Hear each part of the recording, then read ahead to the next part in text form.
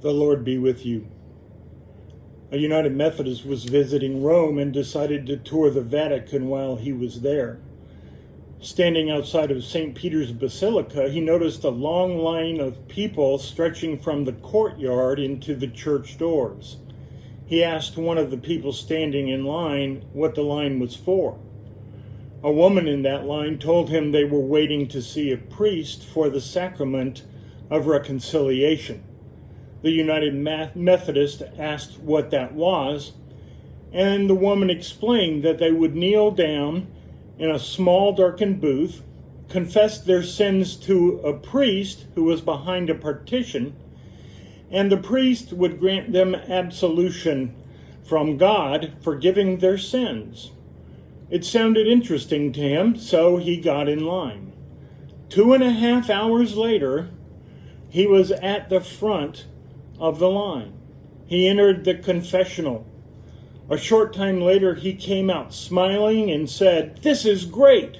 My sins are all wiped away. I'm as pure as the day I was born."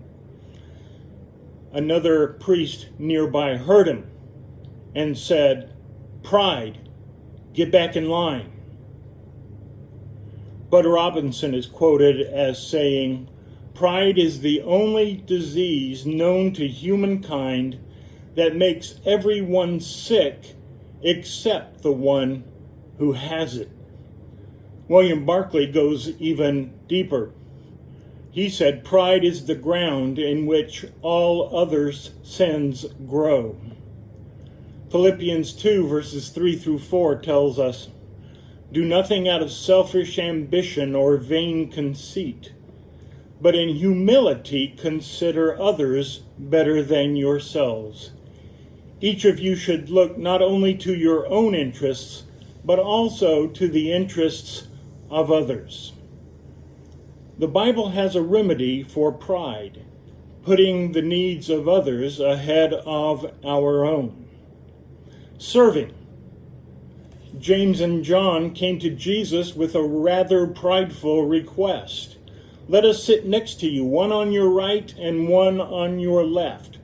Right was the number 1 position. Left, of course, was the number 2 position. In other words, give us places of prestige and of honor, of recognition. James and John were telling Jesus, we deserve those spots. Pride, get back in line. I have forgotten the pastor's name, but I will never forget the pastor's message. "None of us have any reason for pride," he said. "Well, I did a great job raising my child." "Really? Well, who watched over that child when you weren't there? Who was protecting that child? Who gave you that child in the first place? Who surrounded you with people who would teach you how to be a good parent?" "Well, I got an A on my math test. I can be proud of that, can't I?" "Well, who gave you a brain with the capacity to learn? Who surrounded you with people who taught you to never give up? Who created the laws of the universe, including the laws of mathematics?" "Okay, but I did paint that painting myself, and it's a masterpiece. I'm proud of it." "Well, who gave you a love for beauty? Who gave you eyes to see the world in different ways?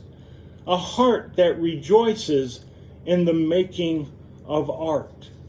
He went on like this for quite a while. His conclusion: there is no place for pride in a Christian's life. All glory belongs to God.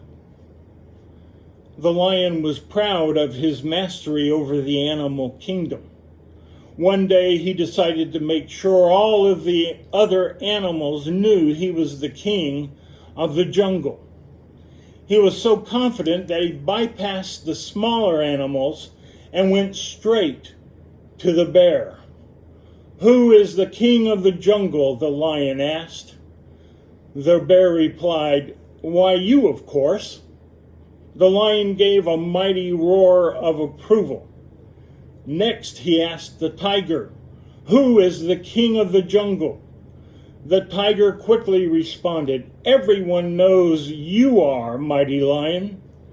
Next on the list was the elephant. The lion faced the elephant and addressed his question, "Who is the king of the jungle?"